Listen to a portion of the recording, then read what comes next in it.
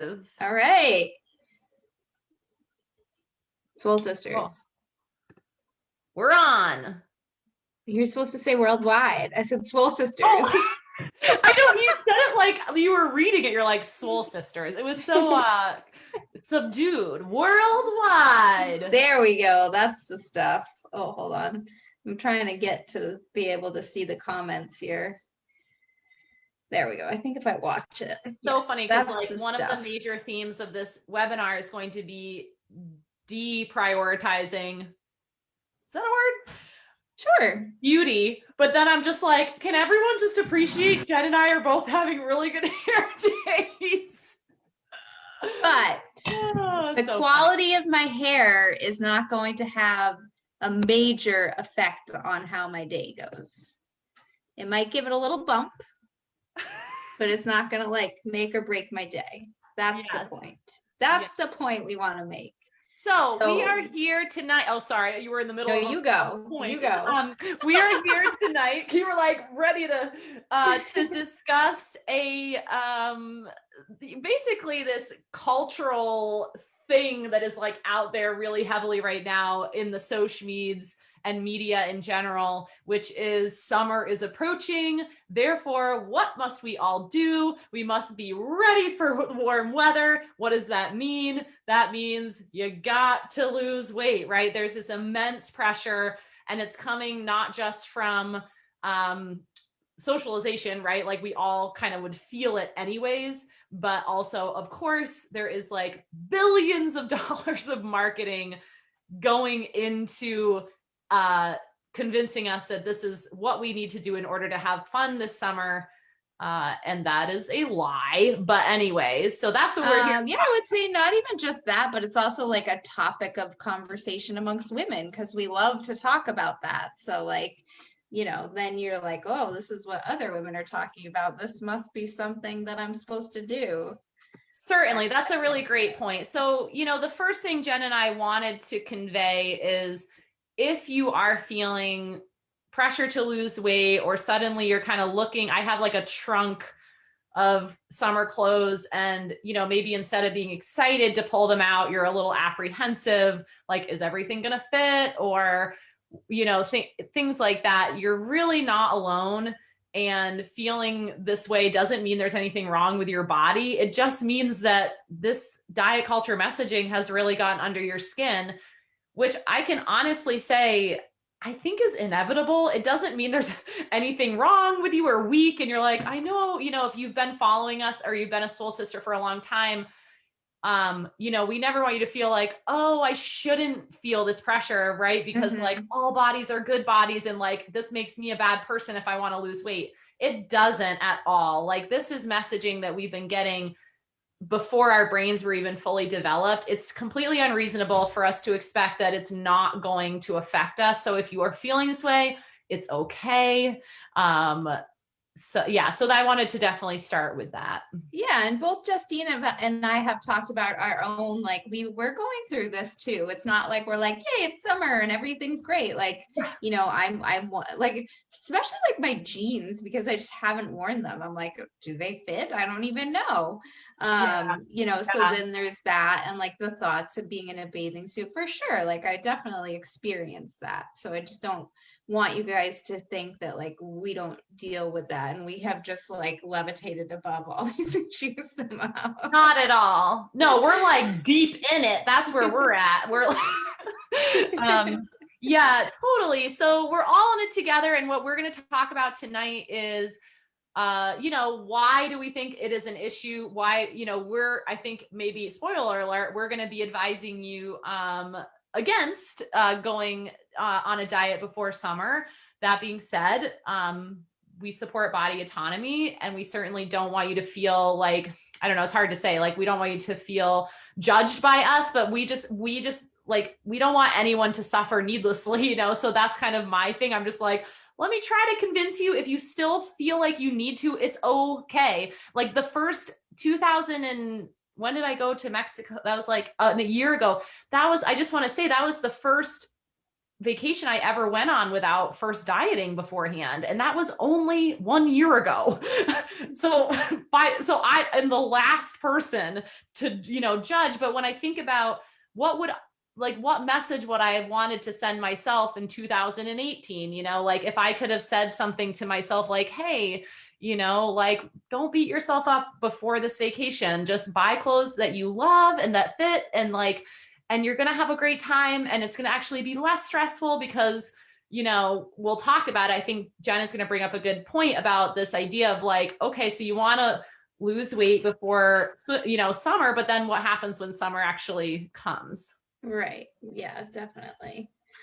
I had Yeah. another point and now I'm brain farting on Well, that I'll point. talk a little bit more about just like that idea of, because I've had this conversation with many women where it's like, you can think of summer almost like a vacation, where you're like, all right, I want to get hot, or like, I want to look good, better on this vacation. But the fact is if you are restricting before your vacation or before summer, what's going to happen once summer comes? Like what happens once you're on the vacation? I can tell you as somebody who generally goes to like all-inclusive things, like, what am I going to stay restricting on that? It's like, no, I'm not, and then I'm feeling really bloated because maybe if it was me, maybe like I would have been like, I'm not having any carbs for 2 weeks before my vacation. But then of course you get there and then not only are you, enjoying all the wonderful food, but you're probably not going to feel great because you haven't had any carbs in 2 weeks or whatever the case may be.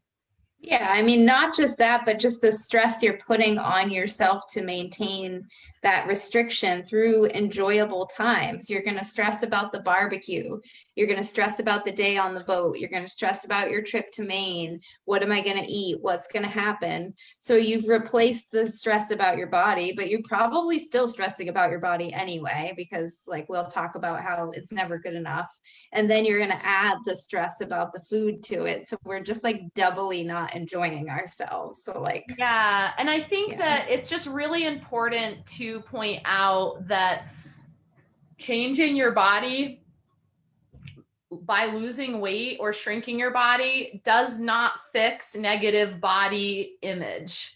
So that is not something that happens in general for women. And, sometimes women will report feeling more confident and things like that. Generally, that's actually, unfortunately, like a symptom of fat phobia, where people are probably complimenting someone's body perhaps for the first time when they've lost weight.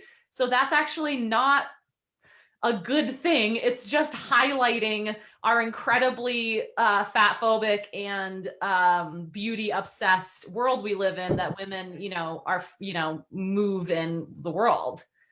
Yeah, and I think most of us can have that experience of looking at a photo of our younger selves and being like, oh my God, I was so thin then. But like when you think about where your head was at, you weren't happier. Like you probably still thought you were fat or overweight. Totally. Or, it didn't change how you felt about your body. So what just happened? Sorry, I just am so thirsty.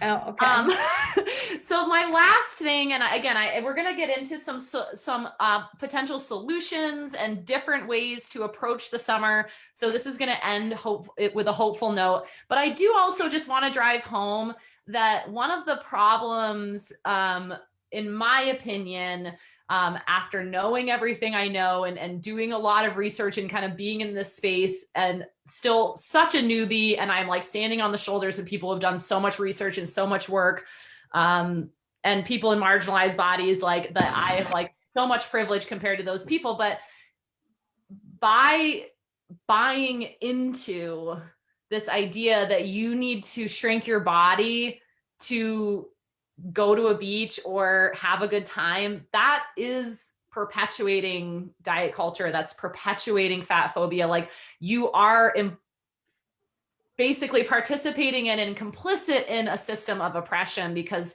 diet culture and fat phobia is largely rooted in racism and certainly, sexism. So I don't mean to be a downer, there, and I'm not That's intense. That's an intense thought. I'm not trying to say that you are this way, but as we begin to educate ourselves more around the history of, thinness and why we see it as a currency, it's hard now knowing what I know. I just could never, at this point, I'm just like, it's a loaded thing, so we're, just to keep that in mind. Yes, I think that's a great point. Should we move it toward the more positive? Happy times. Some ways that you can, improve your feelings, your excitement for the summer without diet or restriction or worrying about changing your body. What can we do? Yeah, so one of the best things to do to kind of prepare, because guess what? If you're in Vermont, it's still like in the 50s, all right? So we got some time before it's beach weather. It snowed today all day. It snowed. But first thing to prepare for summer in my mind is to decenter, start to bring that body appearance and body image and this idea of like needing to look a certain way, just starting to demote that on your list of priorities a little bit, decentering your body's appearance from your priorities. And how do we do that? One of the best ways is a social media cleanse.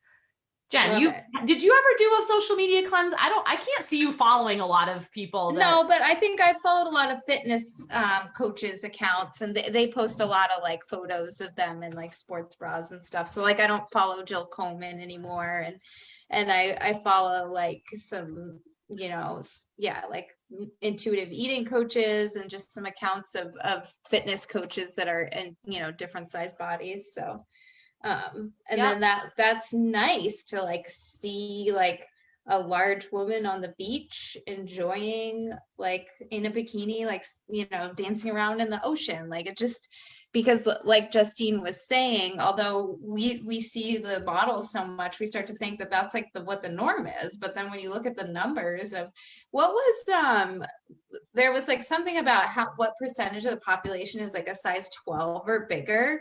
And that's like the majority. The average size woman is like a 14, 16 pant size. So, so unfollowing any accounts that trigger you and starting to follow some accounts that maybe like represent some bodies that are similar to yours or just different, that aren't that typical body size. Absolutely. Shape. Yeah. The images that we see affect us. And I think, again, like a lot of women think, the research shows this, that women believe that because we know better, like if you were to ask a woman like, oh, like, do you think like this Victoria's Secret model's body is like average? Of course, we're just like, no, of course not. Like nobody looks like that, It doesn't matter that we know better. Like there are parts of our brain where it doesn't make a difference. Like we are internalizing those images. And because of the way we are biologically wired to be social and compare ourselves to and rank ourselves to others, we are now, instead of ranking ourselves, and we talked about this, in the comparison trap episode, but instead of comparing ourselves to like your neighbor, you're now comparing yourself to women who don't even exist because of the filters and the photoshopping that has been done.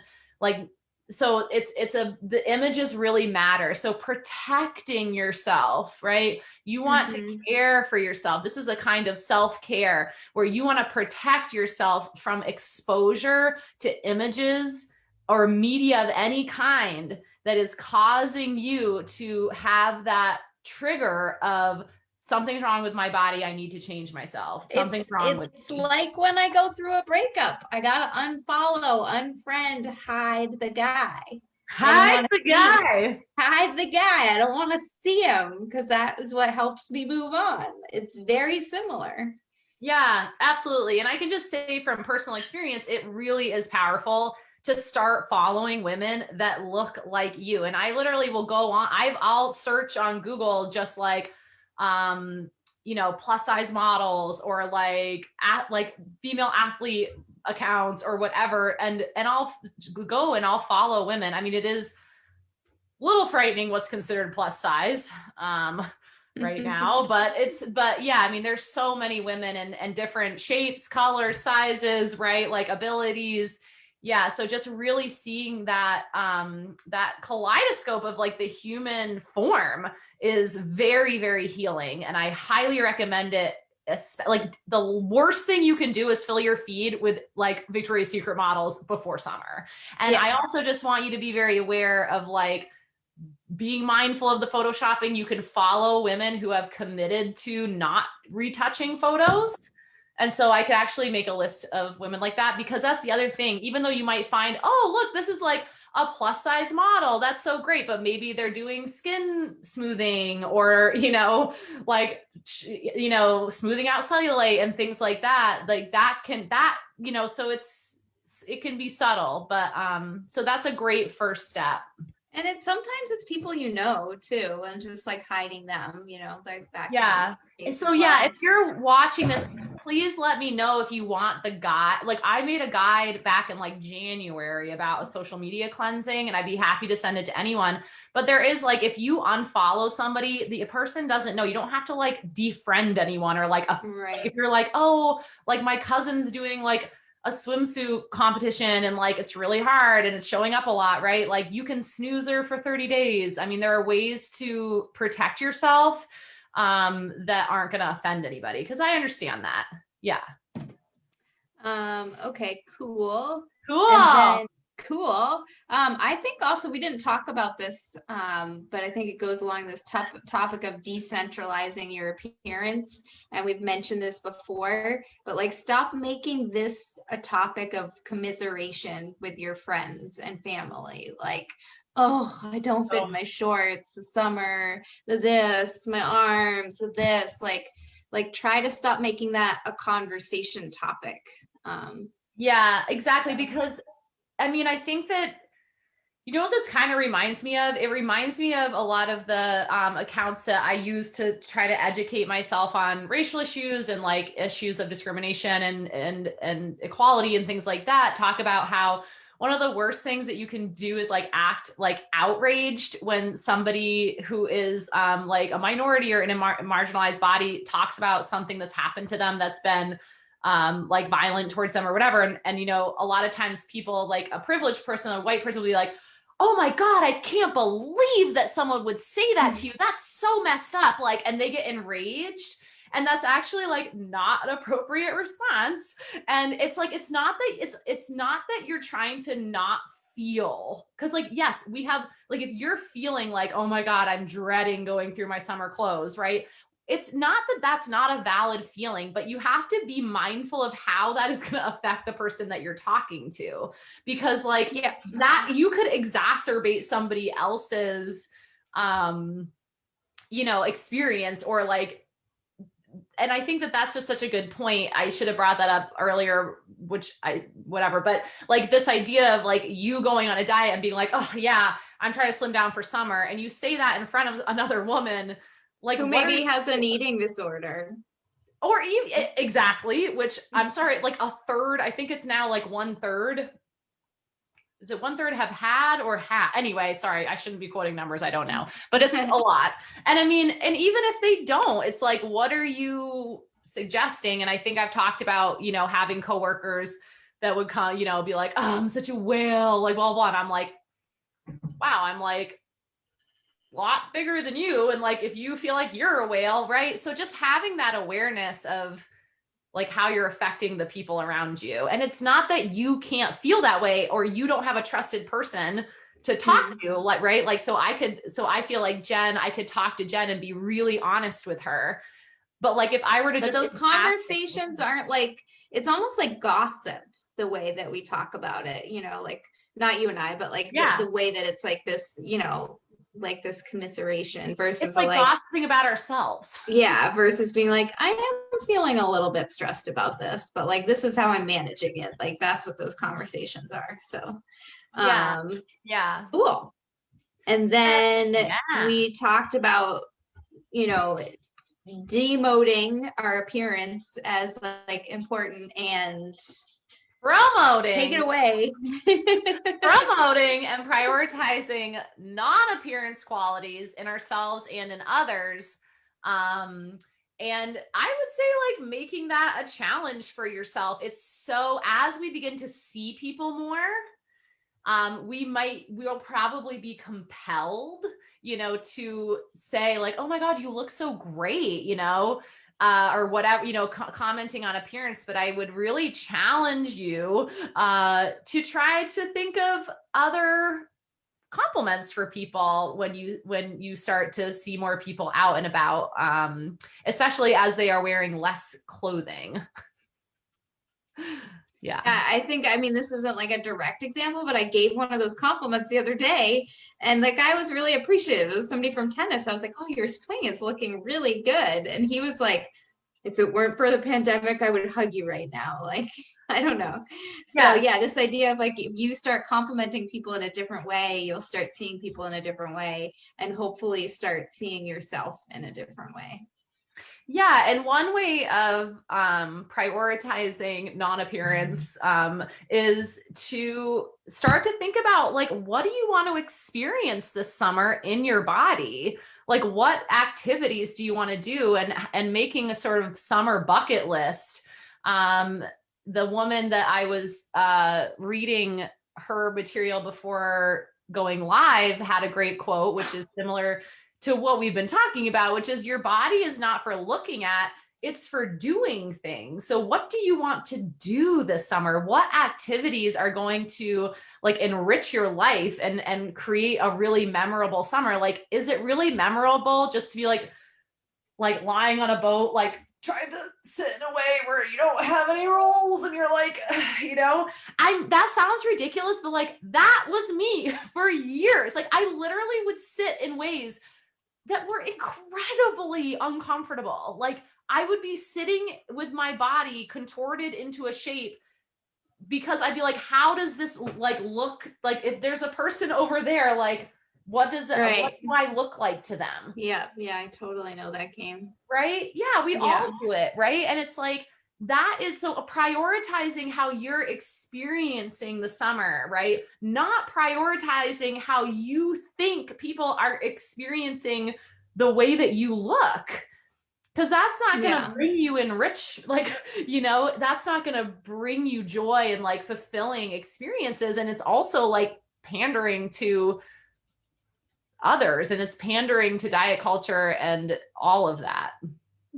Yeah, I think that's a great point. I love that. I'm going to make a summer bucket list. I love it. I know you like lists. I thought you'd be into that. But then you had one, Jen, which you forgot about, which was the challenging yourself to try activities that maybe you would sit out. Oh, yeah. Yeah. So like, I think we've talked about this in general, where we put off our life until we like fit into this, until we are this shape or size before we do things. And same with summer. If there's something that you're like, no, I don't want to do that because I'm not looking the way I want to look, like I challenge you to do it anyway. And it may be uncomfortable, but and like, it can start small. It's not like go freaking bungee jumping or something, but maybe it's just like, all like your friends are like playing tennis or something like that, and you always turn it down. And like, honestly though, like that's any small things like that, or even like going for a walk or like trying roller skating or something like that. And it's easy to be like, oh, well, I just like, that's not really my thing. Right. It's like, is it? Or like an outdoor yoga class in a park, which might be something you wouldn't normally feel comfortable doing, like something like that. Yeah. Yeah. Absolutely. And like, I didn't really know how to write this concisely.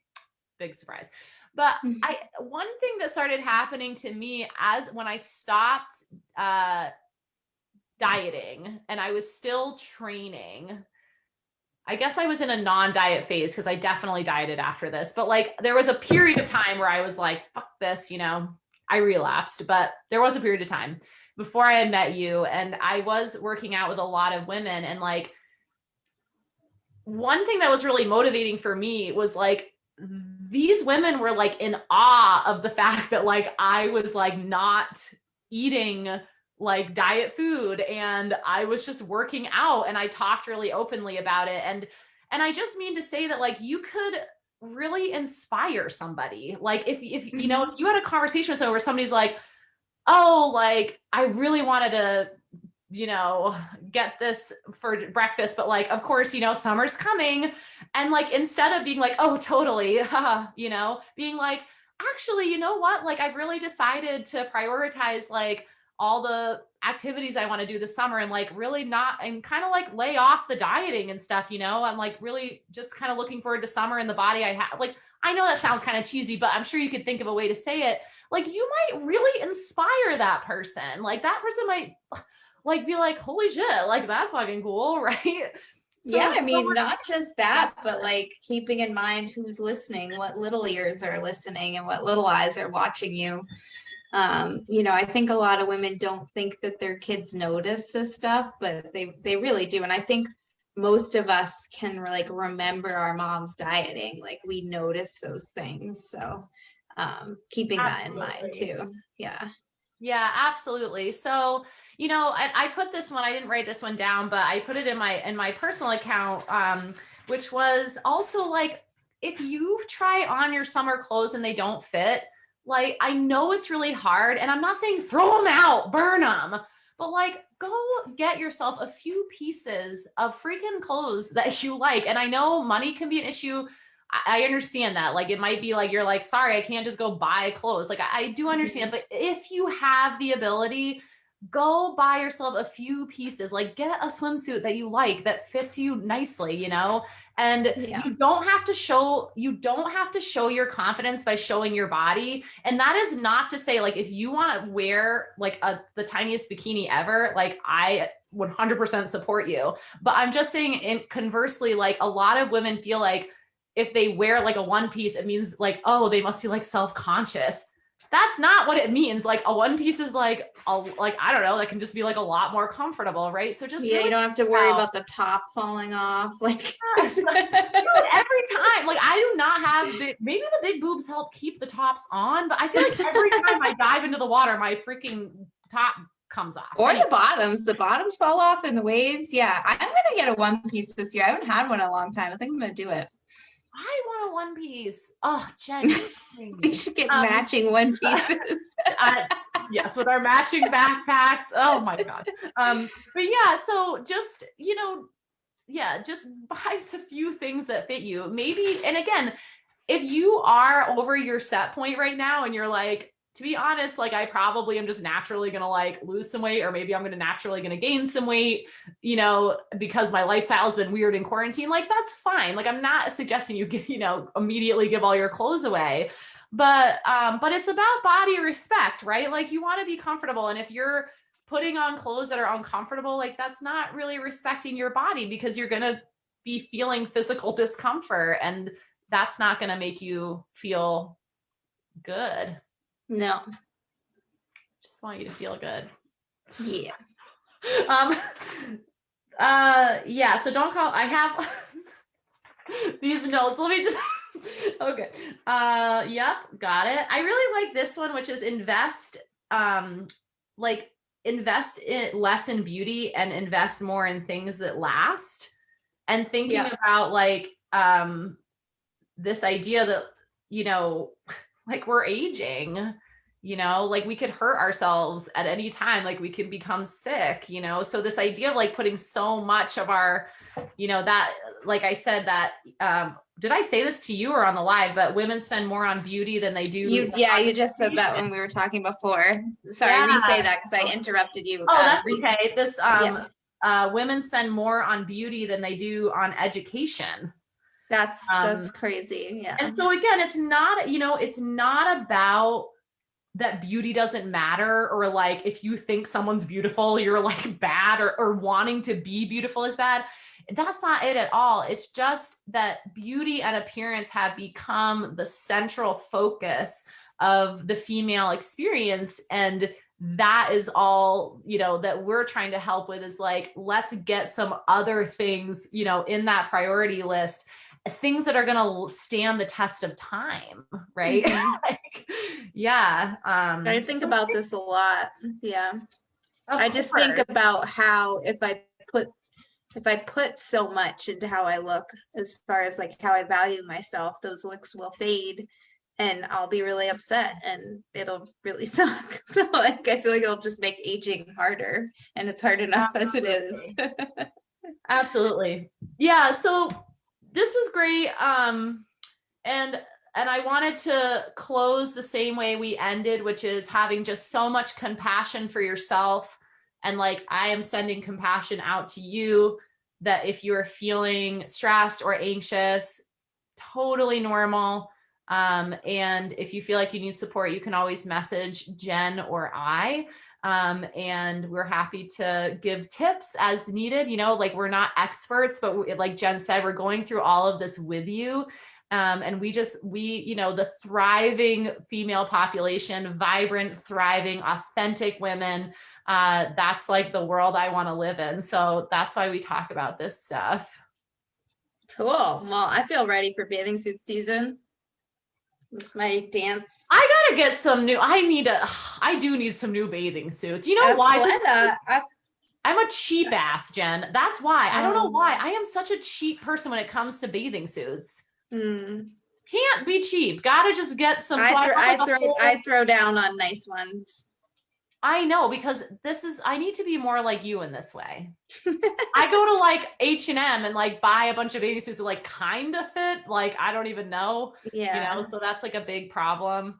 Yeah. I got I got to keep the girls contained, and that usually means some quality stuff. Yeah, that actually might be a good Soul Sisters question too, is like, what are some, you know, size inclusive, because shocker, H&M. Actually, I mean, you might be able to get that stuff online, but that fucking sucks. Like that people in bigger bodies can't just go freaking buy a bathing suit. They have to order everything online. Yeah. Like anyway, but yeah, to have some, because I know there's some, you know, company, like we vote with our dollar. We really, really do. We send a message with the money we spend. And because of this incredible momentum behind, you know, weight inclusivity, there are a lot of companies that are now becoming truly weight inclusive, because XXL is not weight inclusive. Like, sorry.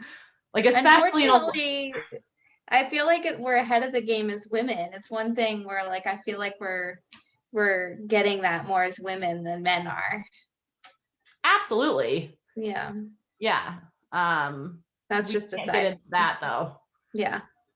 That's too much information. Well, it's just something that my brother had mentioned, like finding fishing gear and stuff. It's just like he wants to go like fishing and canoeing and stuff. And so, yeah. Absolutely. And I mean, just having like, you know, going into the plus size section, and then you notice like these fashion is from like freaking 1989. Like they, you know, there's like, really though, that's a huge issue. It's not as good material like a lot of times. So that's a freaking problem that we can dive into another night, but yeah.